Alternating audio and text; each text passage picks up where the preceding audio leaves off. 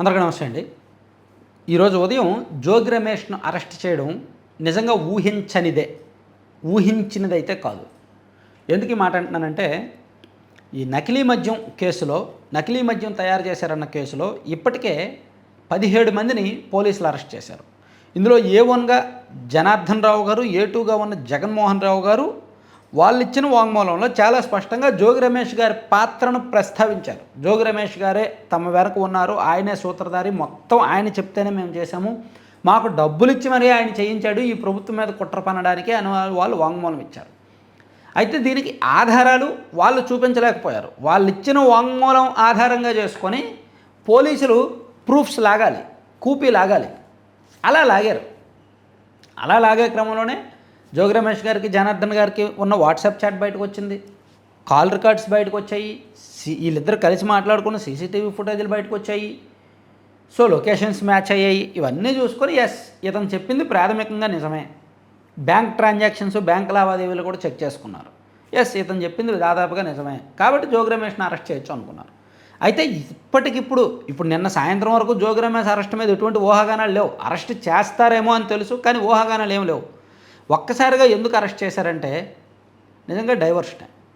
ఎందుకంటే నిన్న 9 మంది చనిపోయారు, కాశీబుగ్గలో తొక్కిసలాట జరిగాయి.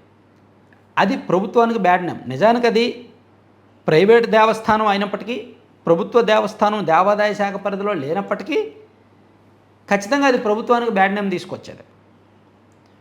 ఒక వారం రోజుల పాటు రాష్ట్రాన్ని తుఫాను వణికించడంతో ఆ తుఫాను నష్టం ప్రభావం ఎక్కువగా లేకుండా రాష్ట్రంలో చాలా ప్రాంతాలను, చాలామందిని ఈ ప్రభుత్వం కాపాడింది. ఒక రకంగా ముందస్తు చర్యల కారణంగా యంత్రాంగాన్ని, ప్రజాప్రతినిధులను ముందస్తు చర్యలతో వాళ్ళని నడిపించి ప్రభుత్వం సక్సెస్ అయింది. ఇందులో కూటమికి మంచి మార్కులే పడ్డాయి. చంద్రబాబు గారికి, పవన్ కళ్యాణ్ గారికి, లోకేష్ గారికి మంచి మార్కులే పడ్డాయి. సో దాని మీద పాజిటివ్ చర్చ జరుగుతున్న క్రమంలో ఈ తొక్కిసలాట ప్రమాదం ఒక్కసారిగా ప్రభుత్వం మీద డిఫెన్స్లో పడిపోయింది. ప్రభుత్వం ఇబ్బందుల్లోకి వెళ్ళిపోయింది. సో దీని నుంచి డైవర్ట్ చేయాలంటే ఏదో ఒకటి పెద్ద జరగాలి. అది జోగి రమేష్ అరెస్ట్. అందుకే జగన్మోహన్ రెడ్డి గారు కూడా చెప్పారు, ప్రభుత్వ వైఫల్యాన్ని కప్పిపుచ్చుకోవడానికి జోగి రమేష్ని అరెస్ట్ చేశారు అని. మేబీ అందులో నిజం ఉంటే ఉండొచ్చు కాక, కానీ జోగి రమేష్ తప్పు చేసిన మాట వాస్తవమే కదా. అది ఆధారాలు ఉన్నాయి కాబట్టే కదా అరెస్ట్ చేశారు. అయితే కేసు నిలబడేలా కోర్టుని కన్విన్స్ చేయడం ఇంపార్టెంట్. నెక్స్ట్ చేయాల్సిన పని అది. ఒకరిచ్చిన వాంగ్మూలం ఆధారంగా మీరు అరెస్ట్ చేస్తారేంటయ్యా అని చెప్పి హైకోర్టు చేత ప్రశ్నించుకోకూడదు. ఎందుకంటే గతంలో కొన్ని కేసుల్లో హైకోర్టు అలాగే ప్రశ్నించింది. ఎవరో వాంగ్మూలం ఇస్తే వాంగ్మూలం ఆధారంగా మీరు అరెస్ట్ చేస్తారా అని. సో కోర్టుకి ఇక్కడ ఆధారాలు కావాలి. ఆ ఆధారాలు సేకరించడంలో, సమీకరించడంలో ఎంతవరకు సక్సెస్ అయింది అనేది జోగి రమేష్ గారికి రిమాండ్ విధించేదాన్ని బట్టి అర్థమవుతుందన్నమాట. సో దాదాపుగా ఇంకా వైసీపీలో మరో వికెట్ పడినట్టే. ఇప్పటికే వైఎస్ఆర్ కాంగ్రెస్ పార్టీలో మాజీ ఎమ్మెల్యేలు, మాజీ మంత్రులు చాలామంది మీద నిఘా ఉంది.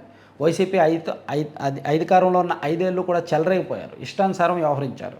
కాబట్టి వాళ్ళని కూటమి ప్రభుత్వం కాస్త జాగ్రత్తగా, బ్యాలెన్స్డ్గా సమయం చూసుకొని, అన్ని ఆధారాలు చూసుకొని అరెస్ట్ చేస్తున్నారనమాట. అంటే అరెస్ట్ అయిన తర్వాత బెయిల్ అంత ఈజీగా రాకుండా చేస్తున్నారు. ఈ క్రమంలోనే జోగి రమేష్ అరెస్ట్ కూడా ఒక పెద్ద ప్లాను.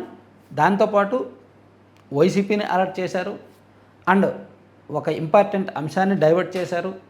సో దీని విషయంలో అరెస్ట్ అయిన వైసీపీ నెక్స్ట్ దీన్ని రాజకీయంగా వాడుకోవడానికి కూడా వెనుకాడరు. ఎందుకంటే ఆల్రెడీ జగన్మోహన్ రెడ్డి గారు రెస్పాండ్ అయ్యారు.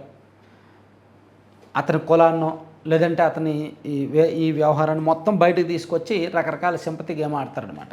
ఏది ఆడినా ఓవరాల్గా ప్రభుత్వానికి ఉన్న సవాల్ ఏంటంటే అతనికి రిమాండ్ విధించేలా చేయడం, అతను తప్పు చేశాడు అనడానికి స్ట్రాంగ్ ఆధారాలు సేకరించడం.